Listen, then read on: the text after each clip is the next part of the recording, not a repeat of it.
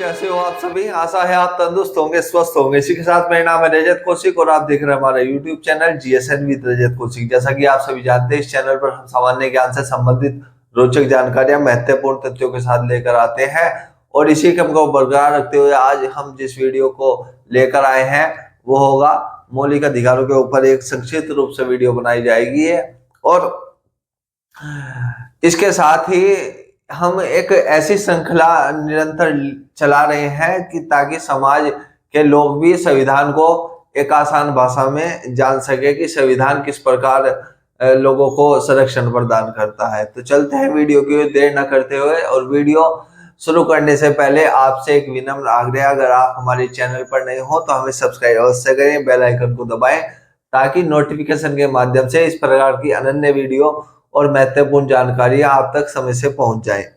और आपसे एक विनम्र आग्रह और कि हमारी इस वीडियो को लाइक कमेंट शेयर अवश्य करें ताकि हमें प्रोत्साहन मिल सके। तो चलते हैं वीडियो की ओर। जैसा कि मैंने बताया, वीडियो का जो आज उद्देश्य है मौलिक अधिकारों पर बात करेंगे। आप जानते ही हो, मूल संविधान में मौलिक अधिकारों की संख्या 7 थी और वर्तमान में जो है मूल अधिकारों की संख्या वो 6 है। एक मूल अधिकार हटा दिया गया था और उसका नाम था संपत्ति का मौलिक अधिकार।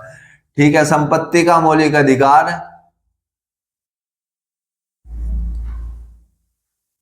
कौन सी श्रेणी में आता था? ये संपत्ति का अधिकार था आपका अनुच्छेद 31। ठीक है, इसे किस एक्ट के द्वारा हटाया था? इसके साथ ही एक था 19A। ठीक है, इसे हटाए दे इस एक्ट को हटा दिया गया था। कौन सा संविधान संशोधन द्वारा हटाया गया था? वो हटाया गया था आपका 44वें संविधान संशोधन द्वारा।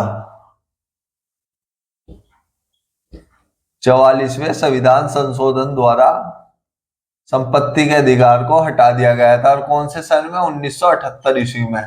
44वां संविधान संशोधन 1978 के द्वारा संपत्ति का जो मौलिक अधिकार था अनुच्छेद 31 और 19A इसे हटा दिया गया था। उसे एक विधिक अधिकार का दर्जा दिया गया था। वो विधिक अधिकार का क्या नाम? वो विधिक अधिकार है आपका 300A। 300A के तहत उसे स्थान दिया गया है। ठीक है, तो यह इस प्रकार का 7वां मौलिक अधिकार है जो मैंने आपको बताया। और मैं आपको आगे की बताऊंगा कि 6 मौलिक अधिकार कौन कौन से हैं और वो किस प्रकार भारतीय संविधान में स्थान रखते हैं। पर उसे बताने से पहले मैं आपके सामने एक बात रखना चाहूंगा कि आखिर मौलिक अधिकारों की आवश्यकता क्यों पड़ी और मौलिक अधिकार किस प्रकार भारतीय संविधान में और इसकी जो रूपरेखा थी वो कहाँ निर्धारित की गई। जैसा कि आप सभी जानते हैं, भारत में ब्रिटिश राज था और वो नहीं चाहते थे कि यहाँ पे लोकतंत्र स्थापित हो। इसलिए उन्होंने जब यहाँ पे संविधान निर्माण किया, आप देखते हैं कि 1773 से एक्ट चले आ रहे हैं, तो उसमें कहीं भी उन्होंने अधिकारों का जिक्र नहीं किया। बशर्ते जब संविधान निर्माताओं ने जांचा कि भाई भारत के नागरिकों को भौतिक और नैतिक उन्हें पूर्णतः समानता देने के लिए मूल अधिकारों की आवश्यकता है, तो उन्होंने किसका अनुसरण किया? उन्होंने किया यूएसए का। ठीक है, संयुक्त राज्य अमेरिका का उन्होंने अनुसरण किया। ठीक है, यानी कि अगर जो आपसे क्वेश्चन आए कि भारत के मूल अधिकार कहां से लिए गए हैं, तो वो संयुक्त राज्य अमेरिका के मूल अधिकारों से लिए गए हैं। ठीक है, संयुक्त राज्य अमेरिका के मूल अधिकारों की क्या विशेषता है? वो वहां के नागरिकों को एक समान नागरिक की तरह ट्रीट करते हैं। करते तो ब्रिटेन वाले भी हैं, पर ब्रिटेन में क्या है? ब्रिटेन में लिखित संविधान की अवधारणा नहीं है। ठीक है, इसलिए संयुक्त राज्य अमेरिका में लिखित संविधान की अवधारणा है और इसी क्रम में भारत ने भी संयुक्त राज्य अमेरिका से ही मौलिक अधिकार लिए हैं। ठीक है, अब आपको एक चीज और बता दूं, इसकी परिकल्पना कैसे हुई? सन 1931 में। ठीक है, कौन से में? सन 1931 में कराची में एक अधिवेशन हुआ। ठीक है, कराची अधिवेशन इसे नाम दिया गया। कराची कहां में है फिलहाल? पाकिस्तान में। ठीक है, यानी कि अविभाजित भारत जब था तो वहां पे सन 1931 में कराची अधिवेशन में कराची अधिवेशन हुआ। और यह कौन करता था? यह करती थी कांग्रेस। कांग्रेस का सम्मेलन था कराची अधिवेशन। इसमें हुआ क्या था, इसके जो अध्यक्ष थे, अध्यक्ष कौन थे? इसके अध्यक्ष थे आपके सरदार जी, यानी कि सरदार वल्लभ भाई पटेल। सरदार साहब लिखता हूं मैं तो इन्हें, और साहब ही लिखूंगा, ठीक है। सरदार साहब थे, यानी कि सरदार वल्लभ भाई पटेल इसके अध्यक्ष थे इस अधिवेशन के। तो उन्होंने कल्पना करी कि भाई भारत के नागरिकों को उनकी नैतिक और भौतिक आवश्यकताओं में समानता लाने के लिए उन्हें मौलिक अधिकार दिया जाए, ठीक है। उन्होंने घोषणा करी और इसका जो प्रारूप तैयार किया, प्रारूप तैयार किसने किया मौलिक अधिकारों का? आपको जानकर आश्चर्य होगा, पंडित जवाहरलाल नेहरू।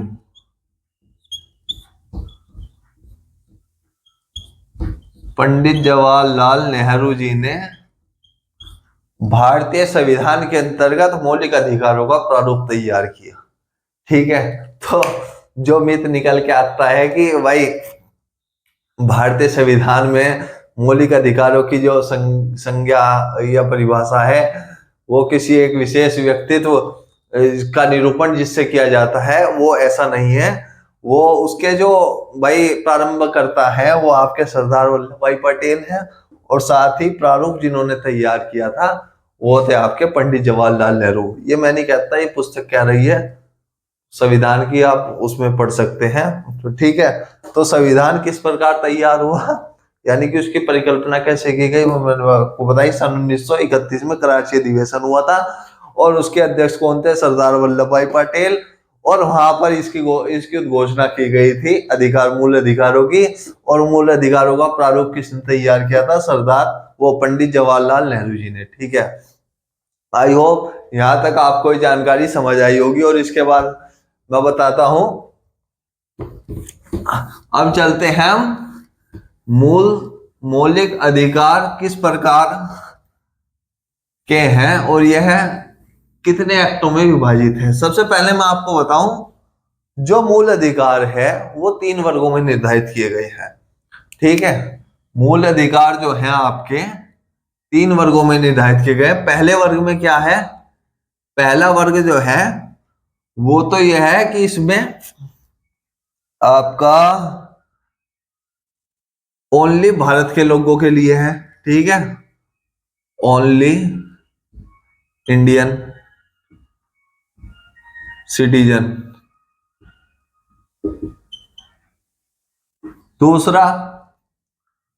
दूसरा किसके लिए है?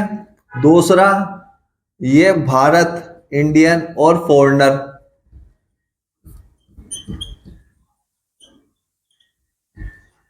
दोनों के लिए है, ठीक है। तीसरा क्या है? तीसरा ये बात है कि इसमें संशोधन हो सकता है, ठीक है, संशोधन संभव है।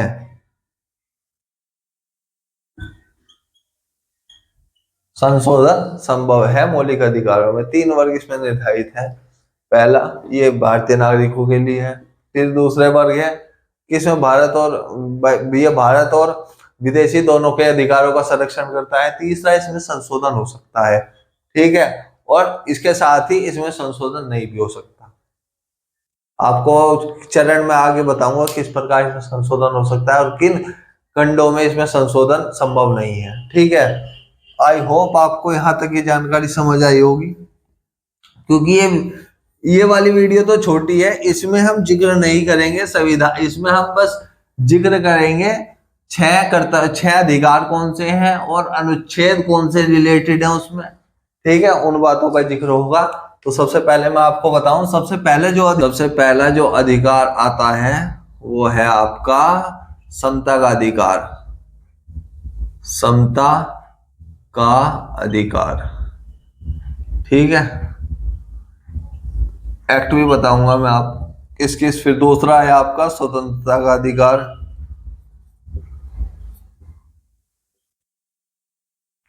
फिर आपका तीसरा है आपका शोषण के विरुद्ध अधिकार।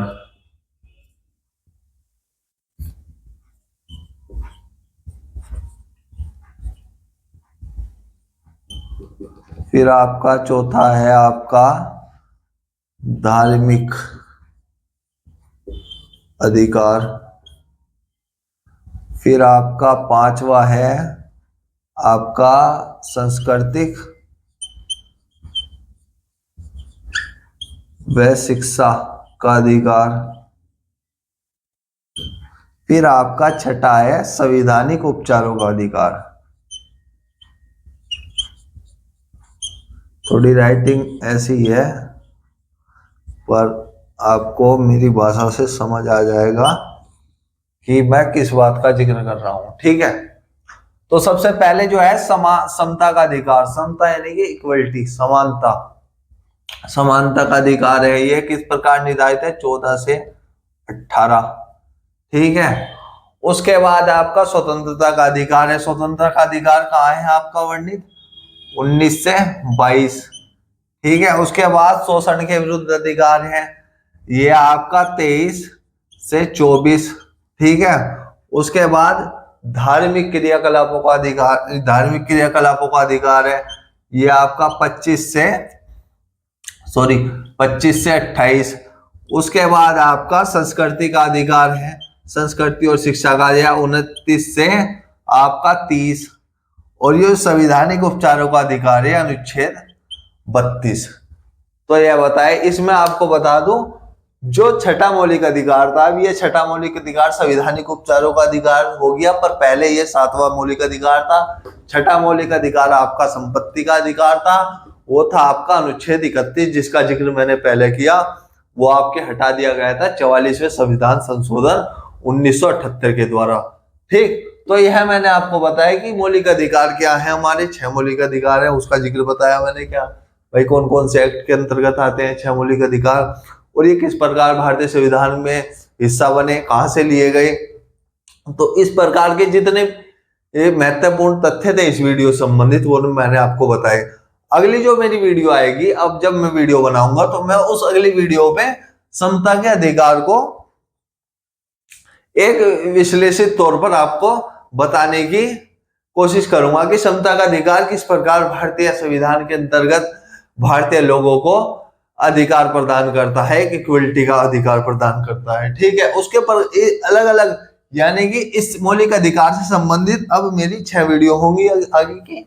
समता के अधिकार पे अलग वीडियो होगी, स्वतंत्रता के अधिकार पे अलग वीडियो होगी, शोषण के विरुद्ध पर अलग होगी।